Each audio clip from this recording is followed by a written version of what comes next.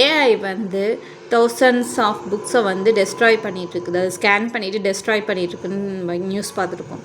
இப்போ இதில் என்னென்னா, நீங்கள் ஏன் வந்து டெஸ்ட்ராய் பண்ணுறீங்க? பேப்பர்ஸை வந்து குறைக்கிறோம், பேப்பர்ஸ் அமௌண்ட்டை ஸ்டோர் பண்ணுறதை குறைக்கிறோம்னு சொல்லலாம், லீஸ்ன்னு சொல்லலாம்.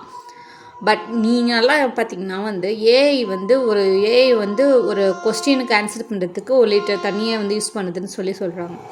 அப்போ ஏன் வந்து இந்த புக்ஸ் இருந்துட்டு போகட்டுமே. நம்ம இப்போ ஒவ்வொரு டைமும் வந்து ஏஐட்ட கொஸ்டின் கேட்குறப்ப அது வந்து அவ்வளோ தண்ணியை வந்து வேஸ்ட் பண்ணுது, ஆவியாகுது அவ்வளோ தண்ணி. அந்த ஒரு விஷயமும் இருக்குது. இன்னொன்று வந்து இப்போ வந்து எல்லாமே ஒருத்தவங்க கைக்கிட்ட போகுது, அது வந்து நல்லது கிடையாது. இப்போ அவங்க வந்து இன்றைக்கி வந்து ஏஐ ஃப்ரீயாக இருக்குது, நாளைக்கு வந்து இது அமௌண்ட் போட்டோம்னா நான் எல்லாராலேயும் அந்த புக்ஸை வந்து ரீச் பண்ண முடியாது. எல்லாமே ஒரு கைக்குள்ளே போய் சேருது. ஸோ முடிஞ்ச அளவு தமிழ் புக்ஸை வந்து அதுவும் நம்முடைய ஹிஸ்ட்ரி சம்மந்த புக்ஸை வந்து வாங்கி வாங்கி வச்சுக்கிறது நல்லது அப்படின்னு நினைக்கிறேன். அதை வந்து ஷேர் பண்ணுறேன். சயின்ஸ் புக்ஸு முக்கியமான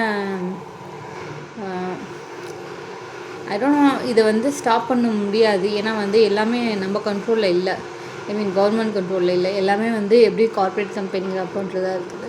பட் முடிஞ்ச அளவு வந்து தமிழோட வரலாறுகள் சம்மந்தப்பட்ட புக்ஸை வந்து நம்ம வந்து வாங்கி வைக்கிறது நல்லது. நம்ம வரலாறு நம்மளே வாங்கி வைக்கலைன்னா என்ன அர்த்தம்?